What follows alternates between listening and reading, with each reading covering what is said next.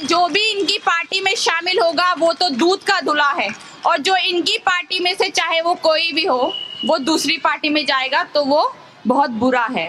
वो मुसलमान है, वो दलित है, फिर उसकी जाति बांट दी जाएगी, और हम हैं अगर यहाँ पर किसी के लिए लड़ रहे हैं तो हमें गालियाँ दी जाएंगी। ये लोग सिर्फ हिंदू मुसलमान की राजनीति कर रहे हैं। देखिए अभी थोड़े दिन बाद 8 तारीख है, 8 तारीख अभी दूर है, देखते रहिएगा क्या क्या होने वाला है। अभी हमें देखने वाला होगा। अभी ये नहीं है कि हम बैठ जाएंगे। एक जगह गोली चली पहले जामिया में, जहाँ से शुरू हुआ था, जामिया के बाद शाहीन बाग बना, शाहीन बाग में गोली चल गई आज। आप देखते रहिए। ये यहाँ पर सिर्फ ये सोच रहे हैं किसी तरह से जितना भी प्रोटेस्ट है डर इतना बैठा दिया जाए कि वो पूरा प्रोटेस्ट खत्म हो जाए। पर इनके बाप का राज नहीं है जनाब, आपके बाप का देश नहीं है कि आप कहीं से भी प्रोटेस्ट को हटा लेंगे, कहीं पे भी प्रोटेस्ट को लगवा देंगे। आपके अंदर दम नहीं है इतना, पर इन महिलाओं के अंदर दम है, हमारे अंदर दम है। हम लोग डरते नहीं हैं आप जैसे कायरों से। आप कायर हैं, फेसबुक पे भौंकते हैं आपके वक्त बैठ के। हम लोग फेसबुक पे नहीं भौंकते, हमारे अंदर इतना दम है कि भरी सभा में कुछ बोलने का दम रखते हैं। आपके वक्त क्या है? आपके वक्त बताइए। 2-2 रुपए की ट्वीट के लिए पैसे लेते हैं, 2-2 रुपए के लिए ट्वीट के लिए। वहां पर हमारे थोड़े दिन एक लड़के ने बताया कि भैया मुझे तो पूरे दिन कार के चलाने के 500 रुपए मिलते हैं, पूरे दिन कार चलाओ, उसमें बीजेपी के गाने लगा लो, बीजेपी जिंदाबाद, बीजेपी जिंदाबाद, और उसके बाद उनको मिलते हैं पूरे दिन कार चलाने के 500 रुपए। ये तो इनकी औकात है। और बोलते हैं बीजेपी के भक्त हैं हम, बीजेपी वाले हैं, बीजेपी के लोग हैं।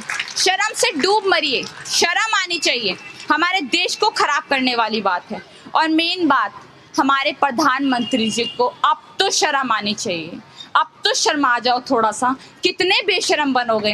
अब सारी महिलाएं हमारी सड़कों पर है। थोड़े टाइम पहले अपने मुस्लिम महिलाओं के लिए कानून लाया था और बोला था उनके लिए कि देखिए हमारी मुस्लिम महिलाओं के लिए मैं इतना कुछ कर रहा हूँ। अब कहाँ गई तुम्हारी मुस्लिम महिलाएं? कहाँ गई बेटी बचाओ बेटी पढ़ाओ? कहाँ गई? एक अगर हमारा सामान कुछ महंगा हो जाता तो इनकी मंत्री कहती है भैया मैं तो प्याज नहीं खाती, मुझे तो कोई मतलब नहीं है। ये कोई बात होती है क्या? है मैं तो प्याज नहीं खाती, तो मतलब अब समझ आ गया है, एक प्याज नहीं खाती तो उनको मतलब नहीं है। नरेंद्र मोदी जी इसलिए ध्यान नहीं दे रहे कि उनकी बीवी बच्चे हैं नहीं, उनको क्या फर्क पड़ता है? वो भी बोल देंगे आगे भैया मेरे बीवी बच्चे नहीं है, मुझे क्या फर्क पड़ता है, वो ये बोल देंगे। एक प्याज नहीं खाती, उसने बोल दिया मैं प्याज नहीं खाती, दूसरी खड़ी हो जाएगी बोल देंगे मेरे बीवी बच्चे तो है नहीं, मैं बीवी बच्चे को क्या करूं? तुम भुगतो अपने आप। अगर मेरे बीवी बच्चे होते थोड़ा ध्यान दे लेता भाई मैं, अब तो है नहीं तो कोई बात नहीं, संगी विचारधारा कहूं। पहली बात ये सोचने वाला है, उनके बच्चे बीवी ये नहीं है, छोड़ चुके हैं उनको। जो इंसान अपनी बीवी को छोड़ दे बेसहारा, वो औरतों के बारे में क्या सोचेगा? वो औरतों के बारे में सोच ही नहीं सकता। आप ये उम्मीद लगाना भी छोड़ दीजिए कि वो आपके बारे में सोचेंगे। बिल्कुल वो किसी के बारे में नहीं सोचते, वो सोचते हैं सिर्फ अपने बारे में। 9-9 लाख के सूट कैसे पहने हम, 9-9 लाख के सूट पहन के इधर उधर घूमने कैसे जाएं, विदेश की यात्रा कैसे करें, और सबसे मेन बात मशरूम कैसे खाएं जिससे हमारा रंग सफेद हो जाए। देखा है कितने गोरे हो रहे हैं? देखा है यहाँ पर धूप में पूरे दिन यहाँ पर धूप में बारिश में बैठ के औरतें परेशान हो रही हैं, वो मशरूम खाकर वहां पर काले से सफेद हो जा रहे हैं। ये देखिए हमारे देश की हालत है, ये तो हमारा देश है। अब मुझे ये नहीं समझ आ रहा कि कब तक सही होगा भी नहीं होगा ये तो मैं नहीं जानती, बट मुझे लगता है कि इसी तरह से आप टिके रहें कि देशद्रोही अपने आप को और देशभक्त कहने वाले जो हैं, हम आपको बताना चाहेंगे जनाब, हम इस देश की खाते हैं तो इस देश का ही गाते हैं। हम भारत जिंदाबाद के नारे लगाते हैं। आपकी तरह छुप छुप के पाकिस्तान की बिरयानी खाने नहीं जाते हैं हम लोग, पाकिस्तान की बिरयानी नहीं चखते हैं, ठीक है? एएमयू में आपने ये बोल दिया था ना, आपके बहुत बड़ी तरह से बोला ना आपने एएमयू में जाके कि जिन्ना की फोटो लगाई हुई है यहाँ पे, ये आतंकवादी है। वो आतंकवादी है? अच्छा जी क्या बात है। आपके अडवाणी जी जाकर वहां पर उनकी मजार पे सर टिका कर आते, हम तो गांधी के आगे टिका, तुम जिन्ना के आगे टिकाते हो। देशभक्त देशद्रोही हम जानते हैं कौन है, आप मत बताइए हमें देशभक्त देशद्रोही कौन है। टुकड़े टुकड़े गैंग आप हैं। आपने हमारे देश को बांटने की कोशिश की है, हमने कभी बांटने की कोशिश नहीं की। अगर हम बांटने की कोशिश करते ना तो मैं हिंदू और ये मुसलमान अभी साथ ना खड़े होते। हम सब एक हैं, ये समझना पड़ेगा इनको।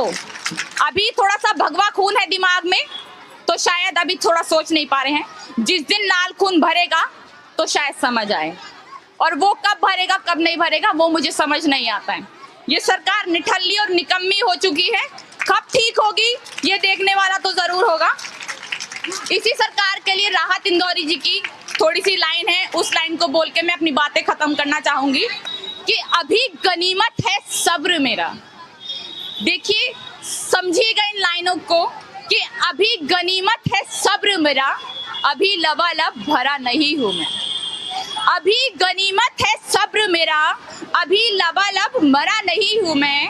वो मुझे मुर्दा समझ रहा है, ये आप सब लोगों के लिए है कि वो मुझे मुर्दा समझ रहा है, उससे कह दो अभी मरा नहीं हूं मैं।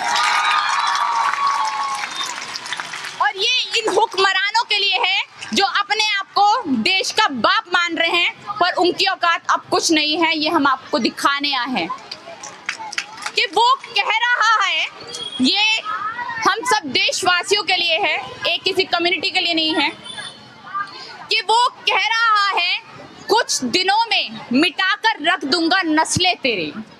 कि वो कह रहा है कुछ दिनों में मिटाकर रख दूंगा नस्लें तेरी, है उसकी फितरत डरा हुआ है उसकी फितरत डरा हुआ है मेरी आदत डरा नहीं हूं मैं, है मेरी आदत डरा नहीं हूं मैं। अगर खिलाफ है तो होने दो, अगर खिलाफ है तो होने दो, जान थोड़ी है। अगर खिलाफ है तो होने दो, जान थोड़ी है। ये सब धुआं है, ये सब धुआं है, आसमान थोड़ी है। मैं जानता हूं ये राहत इंदौरी जी की लाइन है, पहले लिखी गई थी पर इस सरकार के लिए एकदम सही फिट होती हैं कि मैं जानता हूं कि दुश्मन भी कम नहीं है, लेकिन मैं जानता हूं कि दुश्मन भी कम नहीं है, लेकिन हमारी तरह हथेली पे जान थोड़ी है। ये आप सब लोगों को मैं डेडिकेट करना चाहूंगी क्योंकि आप हथेली पे जान रखकर बैठे हैं। इस टाइम पुलिस पूरा घेरा लगाकर बैठी है, कभी भी गोलियां चल सकती है, राम भक्त गोपाल जैसे लोग आ सकते हैं, तब भी आप इतनी अच्छी तरह से बैठी हैं, डर नहीं रही हैं। तो इन चीज़ों पे आपका पूरा हक है कि आपके लिए लाइन बोली जाए कि जो आज साहिबे मसनद है कल नहीं होंगे, कि जो आज साहिबे मसनद है कल नहीं होंगे इंशाअल्लाह, कि जो आज साहिबे मसनद है कल नहीं होंगे। किराएदार है जाती मकान थोड़ी है, किराएदार है जाती मकान थोड़ी है, कि सभी का खून है शामिल यहाँ की मिट्टी में, कि सभी का खून है शामिल यहाँ की मिट्टी में। और ये लास्ट की लाइन उन हुक्मरानों के लिए जो ये सोचते हैं ये हमारे बाप का देश है, कि सभी का खून है यहाँ की मिट्टी में शामिल, किसी के बाप का हिंदुस्तान थोड़ी है।